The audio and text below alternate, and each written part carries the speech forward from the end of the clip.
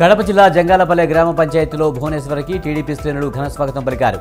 నిజాం గెలవాలి కార్యక్రమంలో భాగంగా కడప జిల్లాకు వచ్చిన ఆమెకు రాజంపేట నియోజకవర్గ యువనేత రాజానాయుడు ఆధ్వర్యంలో స్వాగతం పలికారు. రాజంపేట నియోజకవర్గంలో టీడీపీ ఘన విజయం సాధిస్తుందన్నారు యువనేత రాజానాయుడు.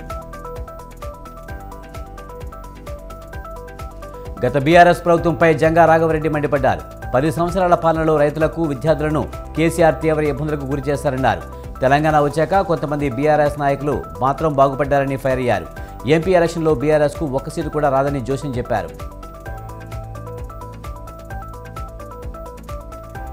ఎవరో పార్టీ మారారని బీఆర్ఎస్ నాయకులు, కార్యకర్తలు అధైర్యపడొద్దన్నారు. నిర్మల్ జిల్లా బైన్సాపట్న బీఆర్ఎస్ నాయకులు విలాస్ గాదేవార్ వేరే పార్టీ వ్యక్తులు అదే పార్టీకి పోవడం వల్ల ఒరిగేదేమీ లేదని విమర్శించారు.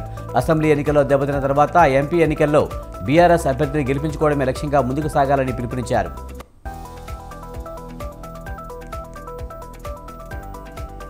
అంగన్వాడీ పిల్లలు, గర్భిణీలకు ఇచ్చే పాల ప్యాకెట్లను ఏకంగా కిరాణా షాపులో అమ్ముతున్న సంఘటన ఆంధ్రప్రదేశ్లోని కాకినాడ జిల్లాలో చోటు చేసుకుంది. ప్రతిపడి మండలంలోని పలు గ్రామాల్లో కిరాణా షాపుల్లో పాల ప్యాకెట్లు అమ్ముతున్న ఐసీడీఎస్ అధికారులు తనిఖీ కరువైంది. మామూలు మత్తులో నామమాత్రంగా తనిఖీలు చేస్తూ వదిలేస్తున్నారని స్థానిక ప్రజలు ఆగ్రహం వ్యక్తం చేస్తున్నారు. ప్రేమ పేరుతో మోసం చేశాడని ఓ మహిళ ప్రియుడి ఇంటి ముందు ధర్నాకు దిగిన సంఘటన సిద్దిపేట జిల్లా ఇమాంబాద్ గ్రామంలో చోటు చేసుకుంది. గణేష్, స్వాతి చాలా కాలంగా ప్రేమించుకుంటున్నారు. ఈ నేపథ్యంలోనే గణేష్ ఆమెను శారీరకంగా దగ్గరికి తీసుకుని గర్భవతిని చేశాడు. తనకు సంబంధం లేదని చెప్పడంతో బాధిత మహిళ కుటుంబ సభ్యులతో 1 టౌన్ పోలీస్ స్టేషన్లో ఫిర్యాదు చేసింది. కేసు కోర్టులో ఉండగానే నిందితుడు బిడ్డకు తండ్రి అయ్యాడు. తనను వివాహం చేసుకోకుండా ఇబ్బంది పెడుతున్నాడని, న్యాయం చేయాలని గణేష్ ఇంటి ముందు కుటుంబ సభ్యులతో బైఠాయించింది బాధితురాలు.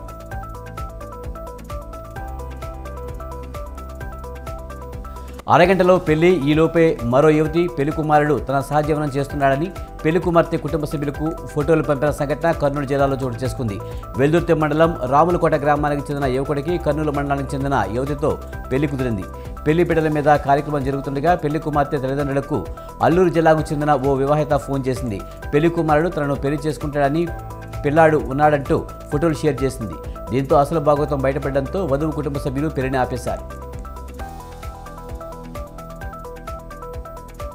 కాకినాడ జిల్లా కొడవలిలో 372 ఎకరాల బౌద్ధ వారసత్వ సంపద ఉందన్నారు బౌద్ధ మహాస్తూప పర్యవేక్షణ సమితి అధ్యక్షుడు పవన్ ప్రసాద్. కొడవలి బుద్ధుని ధాతు గర్భస్తూపం వద్ద కొండ ఉందన్నారు. గతంలో ఈ కొండను మైనింగ్ పేరిట ధ్వంసం చేస్తుంటే వివిధ రూపాల్లో నిరసన తెలిపి హైకోర్టును ఆశ్రయించామన్నారు.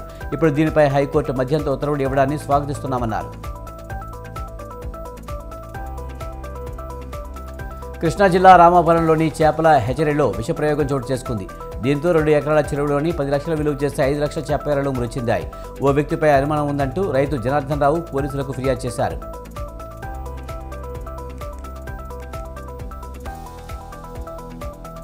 చిత్తూరు జిల్లా ఎన్సీ పాల్యంలో విషాదం చోటు చేసుకుంది. వివాహిత ధరణి ఒంటిపై కిరోసిన్ పోసుకుని తగలబెట్టుకుని ఆత్మహత్య చేసుకుంది. 12 ఏళ్ల క్రితం రొంటకుంట్ల గ్రామానికి చెందిన శ్రీనివాస్తో వివాహం జరిగింది. ఈ నేపథ్యంలోనే 2 మగపిల్లలకు జన్మనిచ్చింది. పెళ్లైన కొద్ది రోజుల నుంచి వరకట్న వేధింపులకు పాల్పడడంతో భరించలేక ఆత్మహత్యకు పాల్పడినట్లు సమాచారం. ధరణి మరణానికి వరకట్న వేధింపులే కారణమంటూ కుటుంబ సభ్యులు పోలీసులకు ఫిర్యాదు చేశారు. వెర్సటైల్ యాక్టర్ ధనుష్ ప్రధాన పాత్రలో నటించిన మాస్ట్రో ఇసాజిక్ ఇళయరాజా బయోపిక్ లాంఛనంగా ప్రారంభమైంది. చెన్నైలో జరిగిన ఈ కార్యక్రమానికి యూనివర్సల్ హీరో కమల్ హాసన్ ముఖ్య అతిథిగా హాజరై పోస్టర్ను విడుదల చేశారు. చిన్నప్పటి నుంచి తాను మాస్ట్రో ఇళయరాజా అందించిన అద్భుతమైన మెలోడీ పాటలను విని మైమర్చిపోయామన్నారు హీరో ధనుష్. ఇప్పుడు ఆయన బయోపిక్లో నటిస్తుండడం సంతోషంగా ఉందన్నారు.